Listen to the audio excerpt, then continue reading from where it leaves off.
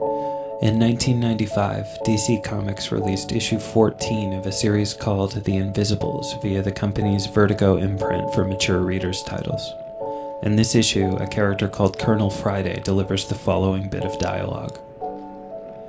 You wonder why the children of America are so obsessed with death? You wonder why rock groups that look like corpses and zombie comic book heroes are so goddamn popular here? It's just the same way your Victorians love their tombs and seances and murders. The American Empire is dead and does not know it. Like your empire before it, it's only aware of it in its sleep. The omnipresence of zombies in American pop culture today makes this observation seem even more astonishing in its prescience, but I keep thinking about the quote in the context of video games and how many of the best games I've played recently differ from the ones I played when I was younger. A couple of years before that issue of The Invisibles was released, a game called Secret of Mana was released in North America. Secret of Mana was a Japanese action RPG that melded the accessibility of the Legend of Zelda series with the deeper gameplay mechanics of a Dragon Quest or Final Fantasy game. The game's plot revolved around a young boy who was conscripted by a magical sword to save the world from an evil military dictatorship that was carelessly exploiting the finite life energy of the planet in order to develop advanced weapons. Over the course of the game, you try and fail to prevent this evil empire from creating a Death Star-like flying military base called the Mana Fortress, which almost destroyed the world the last time someone tried to build one. The final battle is not against the actual villains of the story, though, but against a giant dragon called the Mana Beast that the planet has summoned into existence in order to save the world from the threat the Mana Fortress represents, by eradicating humanity. If you succeed in defeating the Mana Beast and destroying the Mana Fortress, both humanity and the planet will survive, but in a greatly diminished capacity. Magic, dragons, sprites, fairies, and even Santa Claus all disappear from the world forever, sacrificed for the benefit of future generations that may not otherwise have been allowed to exist. Stories like this were a hallmark of what I'd consider to be the golden age of Japanese RPGs, an era that, in my mind, probably started with the release of Secret of Mana in 1993 and continued until, at the earliest, the release of Final Fantasy IX in 2000, or at the latest, the release of Mother 3 in 2006. I'm not sure if the games released prior could be said to have any particular common overarching theme. The first Final Fantasy broke from Western RPG conventions by incorporating the existence of a lost, much more technologically advanced civilization that you uncovered ancient evidence of over the course of your quest. The first Dragon Quest games tended to deal with a hero's efforts to uncover or come to grips with the legacy of a heroic ancestor. Maybe these games were the product of the worldview of people who had grown up in the shadow of World War II's greatest generation. In Secret of Mana, the protagonist quickly discovers that he's the orphaned son of a legendary hero who once saved the world from an environmental catastrophe, and is given that hero's sword as a physical manifestation and constant reminder of the legacy he's been entrusted with. Our responsibility to save the world in these games was often entrusted to us deliberately by our parents and ancestors. You'd start the game and be told that the world was in crisis and that you needed to save it because that's what your parents had done, and you needed to live up to the standard they'd set. Final Fantasy VII and VIII deconstructed this tradition by incorporating the now ubiquitous amnesiac protagonist plot device.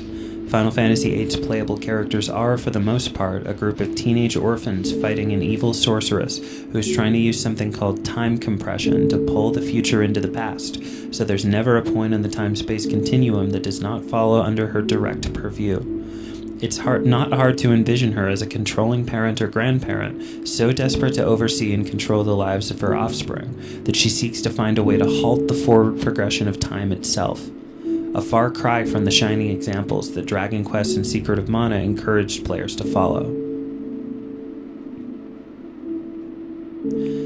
Final Fantasy VII featured a character named Aerith Gainsborough, who is the last living descendant of a powerful ancient civilization, and thus the only character in the game with the power to save the planet from an imminent environmental catastrophe.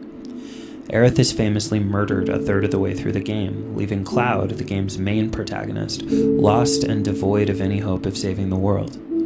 He falls into a deep depression and undergoes some kind of psychotic break where he discovers that almost everything he believes about himself is a lie, and that he finds himself at the center of this story not because he's special or talented or interesting, but because of circumstances he never had any control over. The responsibility to save the planet is not something he asked for or earned. It's just a natural consequence of living on it. The plot of Final Fantasy VII is very convoluted and becomes increasingly more complicated the more you try to dive into it, as a function of the game's sometimes rushed translation and the bevy of sequels and spin-offs that were released after the fact. The broad strokes are as follows. Beneath the surface of the planet, there exists an energy source called the livestream, which looks sort of like glowy green, shimmery crude oil. When any living thing on the planet dies, their life energy returns to the livestream, and when any new living thing on the planet is born, their life energy comes from the livestream. Various nefarious villains plot to use the livestream for their own ends, including a greedy corporation called Shinra that has developed a means of converting the livestream into a consumable energy resource called Mako. Your first task when the game begins is actually to help a Greenpeace-like activist group called Avalanche use explosives to destroy a power plant that converts Mako into electricity. At the end of the game, a villain named Sephiroth has summoned a giant meteor to kill the planet and break it open so he can absorb all of the Lifestream's energy into himself and ascend to some higher plane of existence. The planet's most potent self-defense mechanism, a powerful magic spell called Holy, has been activated, and it's your job to make sure Sephiroth doesn't prevent Holy from working. It's made clear to the player that Holy is an absolute last resort, and that the spell may eradicate all human life if the planet decides that humans are too detrimental to its continued existence. In the final moments of the ending, Holy and the meteor meet each other in the sky, and the screen goes white, leaving the fate of humanity and the planet ambiguous to the player. A short epilogue plays at the end of the game's credits, showing the planet intact hundreds of years later, but with no sign of human life anywhere. The largest human city on the planet is shown to be overgrown with vines and plants, leaving the player to consider the idea that in order for the planet to survive, humanity might have to be sacrificed. Many games from this period, including Final Fantasy VI, incorporate a dark world, light world mechanic, where you can explore different aspects of an apocalyptic crisis by being given the opportunity to explore the world before and after it happens. The stakes of the central conflict in Chrono Trigger are made plain when the player character is pulled into a dystopian future via a time portal where most of the world has been destroyed and the few humans that survived are starving and miserable. Halfway through Final Fantasy VI, the bad guy wins, and the green, vibrant world you spend the first half of the game fighting to protect becomes a broken, melancholy beige one. Depending on how well you handle the immediate aftermath of the disaster, the character you control may become so depressed that she attempts suicide by leaping into the ocean from the tallest cliff she can find. In a way, Final Fantasy VI's story arc predicts the thematic arc of Japanese role-playing games in general over the past few decades. Final Fantasy VII's ambiguous ending occurs at the exact midpoint, the moment of crisis where the bright green, optimistic world of the earlier games gives way to the current paradigm, a grim, miserable, decaying brown world, best exemplified by what might be the best Japanese role-playing games of this console generation, the Souls series. Demon Souls, Dark Souls, and Dark Souls 2 literally seem to take place entirely in Final Fantasy VI's post-apocalyptic world of ruin. When you begin each of these games, your player character arrives in a world that's already dead, already infested with zombies, already devoid of life and light and hope. In Final Fantasy X, you play as a typically spunky and heroic protagonist who eventually discovers that he's basically just a holographic simulation of a person that died centuries ago in a disaster that almost ended all human life on the planet. In Final Fantasy XIII, the thriving, technologically advanced metropolis you begin your adventure in is eventually revealed to exist within a literal bubble suspended far above the rest of the planet, a cocoon where a tiny fraction of the world's population are insulated from the truth about the harsh, unforgiving nature of life on the world below. Final Fantasy VII is the point where games start to stop being about saving the world, and you start to see more games about a world that is already dead, or about worlds that are doomed to die very soon. The optimism of a game like Secret of Mana, which despite the bittersweet nature of the ending, dares to suggest that the end of the world is at least sort of preventable, is nowhere to be found in contemporary Japanese RPGs. Zombies are omnipresent across all platforms, and games by developers from all regions and all genres. There are zombies in Dark Souls. There are zombies in The Last of Us. There are zombies in Minecraft. There are zombies in Terraria. There are zombies in the popular mobile game Plants vs. Zombies. The undead are basically everywhere. Where you might once have found yourself born into a family of heroes and destined to one day equal or surpass their feats of bravery with your own, you now typically find yourself born onto a doomed or dead world where you're forced to fend off hordes of human-looking drones who consume mindlessly and without any awareness of the world around them in order to attain the ultimate prize that generally consists of mere survival itself.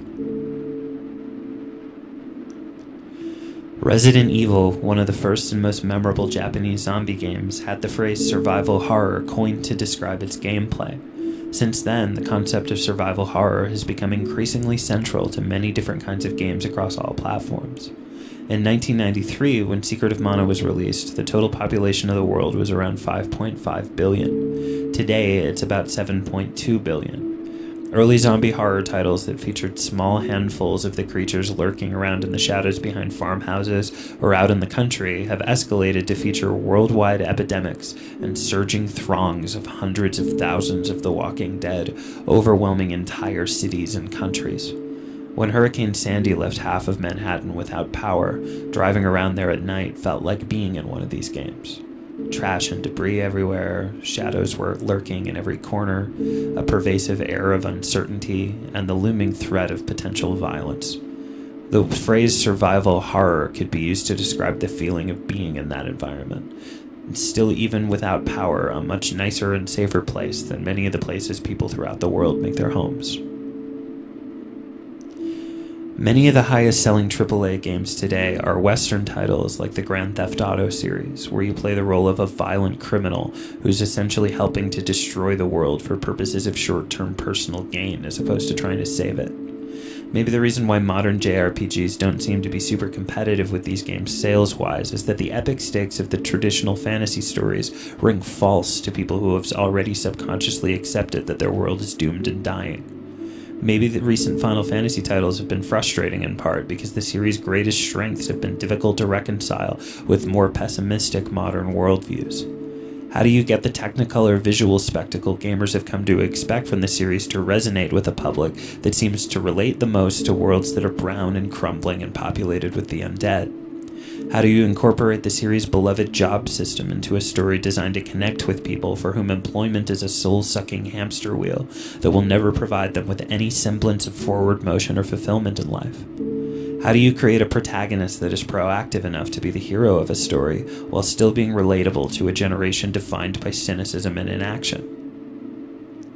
The game I think that has done the best job of answering these questions, and the game that is probably my favorite modern JRPG, is Shin Megami Tensei IV for the Nintendo 3DS. You begin the game as a humble villager in a traditional and fairly idyllic medieval kingdom, the type you would find in a classic 8-bit era RPG like the original Final Fantasy or Dragon Quest games. You quickly find yourself being chosen to become one of a group of elite samurai, tasked with protecting the kingdom against its enemies. The only threat and sense of uncertainty comes from a sealed cave that leads deep underground, a cave that you will eventually be tasked with exploring. Once you get to the bottom of the cave, you'll find that you're not underground, but in a modern-day, near-future, post-apocalyptic Tokyo. You find yourself in a modern city populated by the hardened criminals and exasperated bystanders you'd expect to find in a Grand Theft Auto game. A place that baffles, confounds, and upsets your protagonist and his samurai friends from the medieval kingdom above you, which exists on a large firmament above Tokyo that's held aloft by a pillar you thought was a cave when you used it to climb down to Earth. The game avails itself of all the pleasures of classic JRPG gameplay and storytelling, while simultaneously deconstructing them by juxtaposing them against a more modern type of fantasy that feels more connected to reality. The task of reconciling JRPG tradition with the modern world, a task that developers of the Final Fantasy series have been trying and failing to complete for almost a decade now, falls to the player. The story's branching paths and multiple endings mean you can choose the solution that makes the most sense to you, while also being forced to deal with that solution's attendant problems.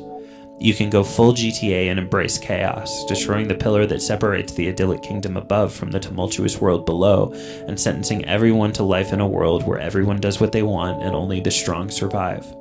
Or you can preserve the existing order and eradicate every innocent life on the world below so that only your idyllic kingdom in the clouds survives, ruled over by a benevolent but exacting dictatorship that will ensure permanent peace at the price of freedom.